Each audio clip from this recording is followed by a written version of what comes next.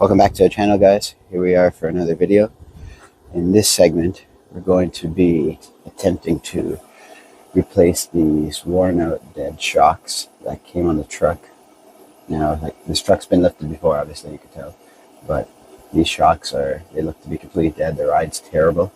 So I have over here a used set that were on my Jeep Cherokee. Now these rough country ones got roughly maybe 40,000 kilometers on them. So they're not brand new, but as you can see, oh yeah, those are very stiff and lots of life left in them. So we're going to see if these Jeep Cherokee 3.5-inch lift shocks will fit on the TJ.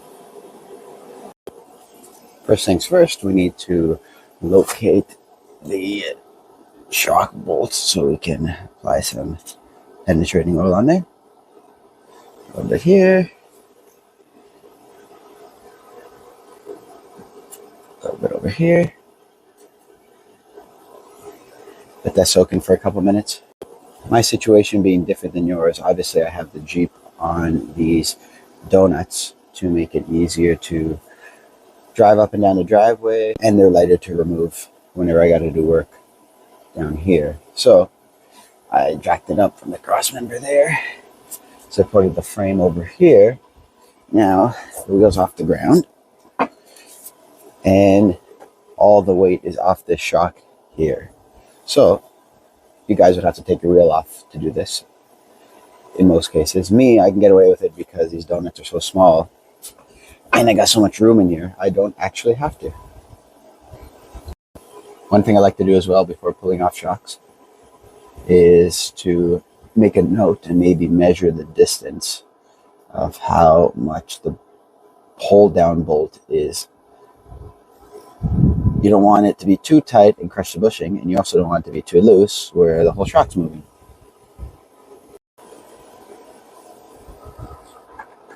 The idea is up here, this is a 15 down here mil and a 7 mil non-ratcheting to hold the top of the shock. And you're going to want to crack it with the 15 while holding with 7 mil to separate the two, or else the shock will just spin from the inside. And the bolts down there are a 14 mil. The bottom shock bolt and nut at the bottom, they are both a 13 millimeter.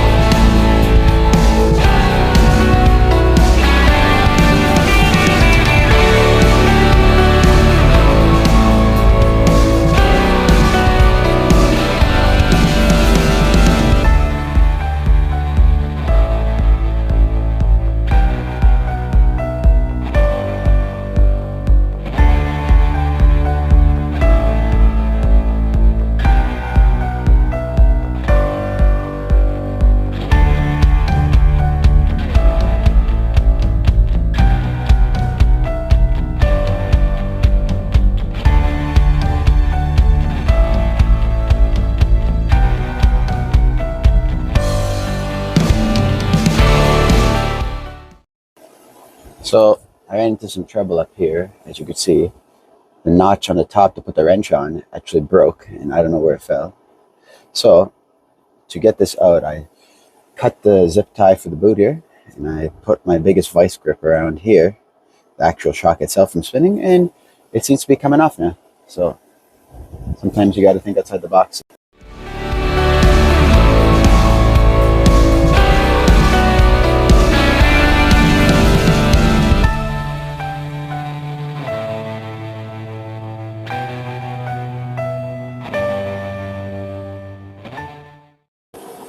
So I just removed the old shock from the truck.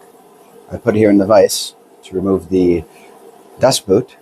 And just a comparison here between the two, they're roughly the same. Now, the only real differences I could see are the bushings.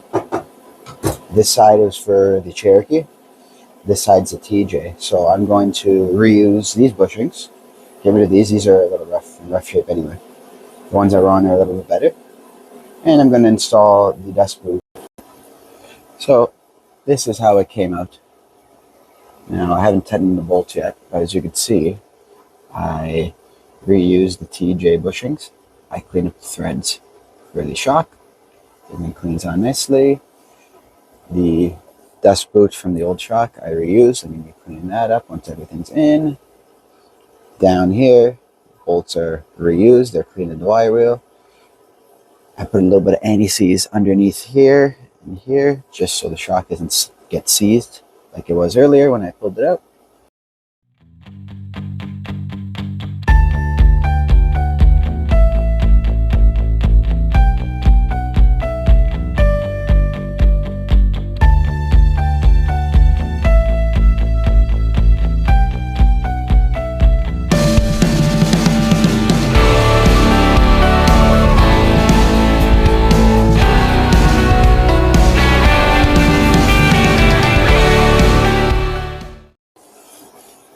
So that's the upper side tight. Now, what I was doing with the tape measure is, remember I mentioned earlier in the video to make a note of how tall the gap was for the upper bolt and upper shock mount here. So what I did was I got my tape measure, and this was the size. It's about almost just under 1.25 inches. Now, if you ever forget that number, this is why I like to do one side at a time. You just go back to the other side here, and you can always fall back and match up what that is here. As you can see, from the bottom of the bolt to the top of the stud, there's that number, about 1.25 inches. And that wraps up the front left, at least. Now, I won't show you the front right, obviously, because the process is roughly the same. I'm going to jump right now to start the back.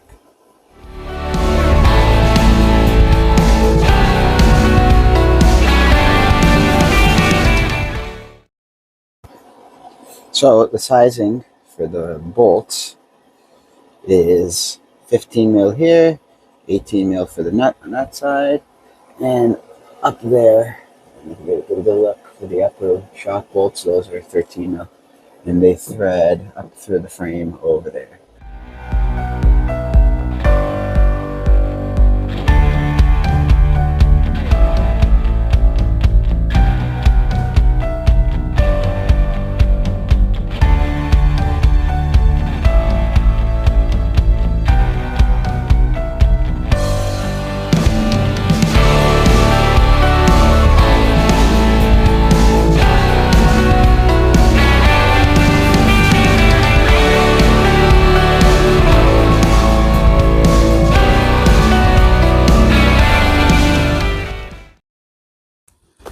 So let's fast forward 1 week later from when I first started this job. Now, what happened was what looks to be the original. Let's see if I can get it on film. Yeah, you can sort of see it from here. The upper shock bolts actually broke in the frame. You can see right there and there. So I'm in the middle of drilling each of them out. It's not as bad as I thought. These happened on my Jeep Cherokee as well when I first did my lift kit a few years back. Those went into the body though, so those are a bit of a bitch to do. These are a little bit easier because you have access to the top of them through the wheel well here. So my plan is to drill out the existing bolts, and I have new bolts, washers, and I'm going to put a nut. So this threaded portion inside the frame here won't be an issue anymore. So yeah, this is going on 1 week now, this job. Not to mention my drill broke, my charger broke. A lot of fails during this job, more than usual.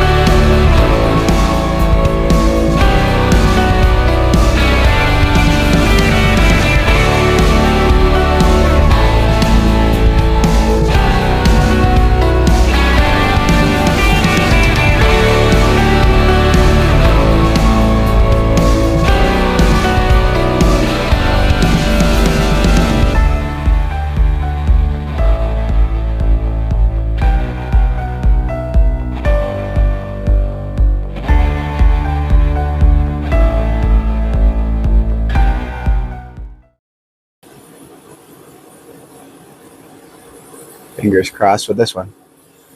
Look how close we are to the trunk pan. See if I can cut the top of the studs just to help speed up the drilling process.